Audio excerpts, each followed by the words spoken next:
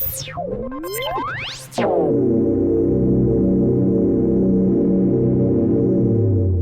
is your weekly report on corruption in the Philippine government.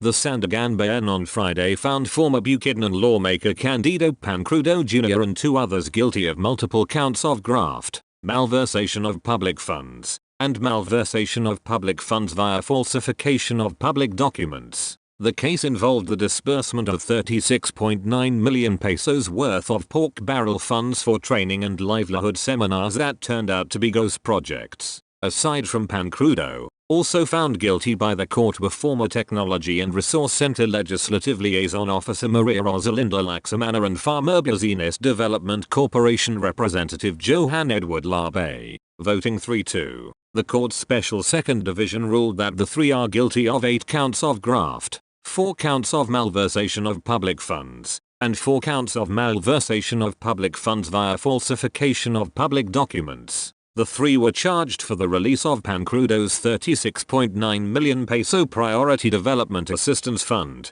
the official name of Pork Barrel, in 2007 to 2008 supposedly to finance training and livelihood seminars, as well as to purchase training kits for Pancrudo's constituents. Both, however, turned out to be ghost projects. Based on the charges filed by state prosecutors, the 36.9 million peso PDAF were channeled through the state-run TRC and the National Agribusiness Corporation as implementing agencies, with Farmer Business Development Corporation and USWAG Pilipinas Foundation Incorporated as non-government organization partners. Government prosecutors also alleged that such transactions lacked public bidding and the NGO selection process, were not liquidated, and were subjected to unusual accommodation in the examination, processing and approval of PDAF releases. The Sandigan sentenced Pancrudo, Lacsamana and Labe to 6 to 8 years in prison and perpetual disqualification from public office for each of the convictions on 8 counts of graft charges.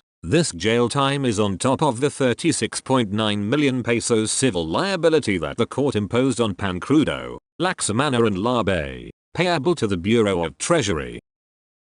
2 police officers were relieved from their posts after they were caught sleeping inside a patrol car along General Maximum Avenue here on Thursday. The 2 officers, who have ranks of Staff Sergeant and Corporal, will be temporarily assigned to the Cebu City Holding Admin Unit, according to Colonel Irenia Dalogdog, Director of the Cebu City Police Office. Both are also facing a pre-charge investigation conducted by the City Investigation and Detective Management Unit for a possible administrative case. We will give the 2 of them the chance to explain. The investigation is ongoing and the CIDMU is preparing the appropriate administrative case to be filed against them. We will not tolerate this kind of behavior, Dalogdog said. Major Nolan Tagsip, chief of the Abalana Police Station in Cebu City, said the 2 police officers were on duty at the time they were seen sleeping. As mobile patrol personnel, the 2 policemen were assigned to conduct roving duties at crime-prone areas in the city.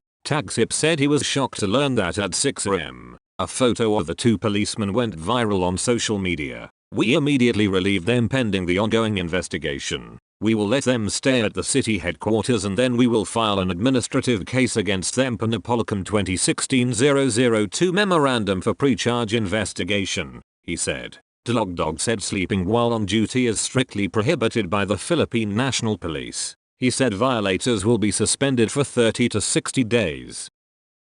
Police nabbed 7 suspected drug pushers, including an alleged member of the Philippine Coast Guard, and seized 250 grams of shabu in buy-bust operations in Batangas and Laguna on Saturday, April 15th. The police regional office 4A identified the suspects as Jericho Magbatok, Jeridan Musa, an alleged member of the PCG, Jamila Polo, and Taming Balambingan, all listed as high-value individuals, and Saha Polo, Rianali Polo, and Jamaluddin Polo, all newly identified drug personalities. Magbatok was arrested in Barangay San Isidro in Batangas City and yielded 100 grams of suspected shabu with a dangerous drug board value of 680,000 pesos, marked money, a smartphone, and a car. Musa, the Polos, and Balambingan were apprehended at Oliver Compound, Barangay Landan, San Pedro City, Laguna. Confiscated from them were 16 medium heat-sealed transparent plastic sachets containing suspected shabu weighing 150 grams with an estimated street value of 225,000 pesos, marked money, and 1,500 pesos suspected profit from the sale of illegal drugs.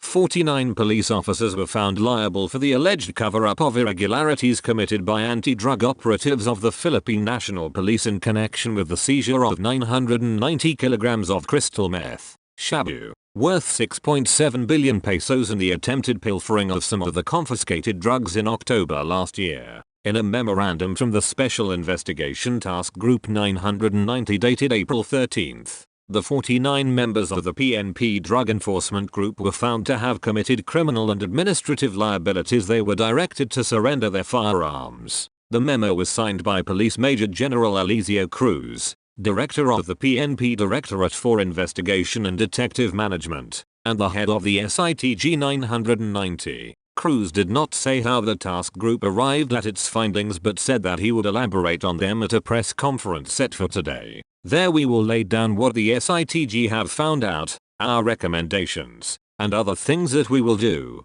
he said in a phone interview with reporters on Saturday. The highest ranked official cited in the memo was the DEG's former director, Police Brigadier General Narciso Domingo. It also named 2 colonels, 3 lieutenant colonels, 1 major and 5 lieutenants. The rest were non-commissioned officers, 2 chief master sergeants, 2 senior master sergeants, 5 master sergeants, 3 staff sergeants, 4 corporals, and 21 patrolmen and women. Of the 49 cited in the memo, Domingo and 7 other senior officers, and 4 non-commissioned officers were mentioned earlier by Interior Secretary Benga Abalos as having been involved in the massive cover-up attempt during the drug raid on October 8, 2022. Gunmen shot dead on Monday a town councillor in Maguindanao del Sur while the latter was on his way to the Sangguniang Bayan session. Daglak Salongan, 50, a resident and councillor of Datu Salibo town of Maguindanao del Sur, just arrived at the Sangguniang Bayan building to attend the 9 AM regular session when unidentified gunmen attacked him around 8:30 AM Monday, April 17, said Rex Torino, information officer of Datu Salibo. Police Major Roldan Cantong, Datu Salibo Municipal Police Chief, said the town councillor just alighted from his vehicle when the gunman approached him and opened fire. The suspect fled on a motorbike driven by an accomplice, he said. 2 helmet-wearing men fired several shots Monday at the Pampanga provincial legal officer in the parking lot of a hospital in the city of San Fernando. A police report obtained by the Inquirer identified the victim as lawyer Garam Tubig. Police said Tubig arrived around 7:30 AM at the parking lot in front of the El Macabali Memorial Hospital along B. Mendoza Road in downtown San Fernando. On board his car when 2 men aboard a black and red Yamaha RX motorcycle arrived and fired at his car several times. The provincial legal officer reportedly suffered bullet wounds in different parts of his body. The still unidentified assailants immediately fled toward the MacArthur Highway. It was not known what gun caliber was used in the attack. Police said Tubig was immediately taken to a hospital for treatment. There will be no special treatment to a patrolman who was arrested in a drug buy bust in Surigao City, the police regional office in the Caraga region assured the public Monday. Patrolman Elton J. Labad Galanada, 28, a member of the anti-drug operation unit of the 1st Surigao del Norte Police Mobile Force Company, was arrested early morning Sunday in a buy bust in Barangay Cagniag, Surigao City. Like other drug suspects arrested in our police operations, we would ensure an airtight case against him aside from not giving him a special treatment of any kind, PRO 13 said in a statement. Galanada's alleged involvement in illegal drugs does not represent the whole image of the PRO 13, it emphasized. The PRO 13 remains the home of exemplary cops whose lives echo the true essence of public service, it said. PRO 13 Director, Brigadier General Pablo Labra II, said an in-depth investigation into the involvement of Galanada in the illegal drug trade is ongoing, including those who had prior transactions with him. In addition, Labra directed police unit commanders in the region to maintain their squad weekly interactive meetings for the personnel's spiritual growth and to beef up intelligence operations as a monitoring mechanism for their subordinates. In a separate statement Monday, the Surigao del Norte Police Provincial Office said Galanada's arrest indicates that no one is above the law in the continuing anti-illegal drugs campaign in the province. Patrolman Galananda shall face the consequences and punishment for the wrongdoing he committed following the law and due process, SDNPPO said. A retired soldier surrendered to the police several hours after a shooting incident that resulted in the death of an ambulance driver in Barangay Magtical, Toboso, Negros Occidental on Monday, April 17. Eduardo said that Paul Chob allegedly shot Ronnie Villas's when the latter pacified the suspect and a barangay councilman who were arguing over something during a barangay fiesta. Villas suffered 4 bullet wounds and was declared dead on arrival in the hospital, according to Eduardo. Eduardo, however, said that the suspect failed to bring with him the firearm used in the incident. Senators on Tuesday cited in contempt a police officer who is in hot water for allegedly refusing to write a blotter report on an attempted killing of an aspiring councillor in Bayan, Negros Oriental, asserting Wilfred Espinozo, the father of slain Juwim Espinozo, said Police Staff Sergeant Renevic Rizaldo purportedly declined to entertain Juwim when he sought assistance after the first attempt on his life a year ago. Juwim went to the police station to report that something had happened to him and that he received a death threat. The policeman did not entertain the report and told him it was just a figment of his imagination, Wilfred said, speaking partly in Filipino, before the Senate Public Order and Dangerous Drugs. Asked who this police officer was, Wilfred did not hold back and alleged it was Rizaldo, with his voice slightly shaking. Rizaldo, who begged that he was formerly a security personnel for suspended Negros Oriental Rep Arnulfo Teves Jr. denied the claim and insisted that he does not remember not entertaining Juwim's complaint. Senator Ramon Revilla Jr. first dangled the threat of citing Rizaldo in contempt if he was found dishonest in his testimony while under oath. Wilfred and Juwim's wife Marisol Espinozo, however, were firm in their claim. Further pressed against the wall, Rizaldo said it was possible he didn't entertain Juwim's report since he really cannot recall the incident. Senator Ronald De La Rosa, who is also a former national police chief, made Rizaldo, now teary-eyed, read his police badge to remind him that service, honor, and justice are the pillars of being a law enforcer. You violated all those 3 basic virtues of our organization, the Philippine National Police. You don't have the right to wear that badge of honor, he said. But De La Rosa said he believes Rizaldo may have learned his lesson. Senator Jinggoy Estrada, however, was seemingly less forgiving as he officially asked the Senate to put Rizaldo under its custody. I would like to move that this particular policeman, Staff Sergeant Rizaldo, be cited in contempt, he said. Revilla seconded Estrada's motion, saying Rizaldo seems like he's lying. With no objections, De La Rosa, who chairs the panel, approved the motion of Estrada.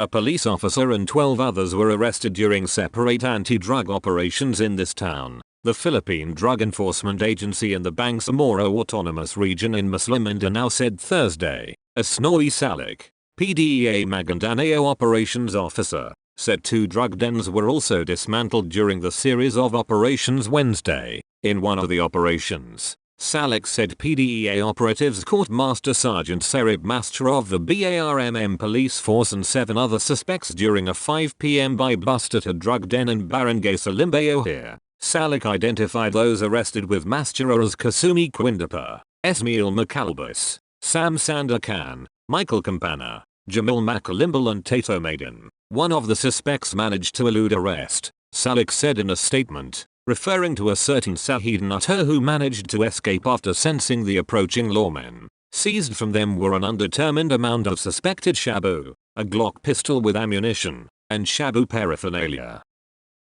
A Maguindanao Electric Cooperative official was killed in an ambush by still unidentified gunmen along the diversion road here at past 1 p.m. Wednesday. Major Reggie Albellera, municipal police station chief, identified the victim as Al Hassan Mayonco, a manager of Magelco's Institutional Services Department. Albellera said the victim was on his car on the way home from a midday prayer at a mosque when waylaid by the gunmen along the diversion road in Barangay Upper Capitan. Staff Sergeant Jemin Untong, the municipal police investigator, said the victim's car hit a tree after the ambush. Mayonco is the younger brother of former Magelco former general manager Aspri Mayonco. The victim had just celebrated his 50th birthday on Sunday, April 16th. Albella said investigation is ongoing.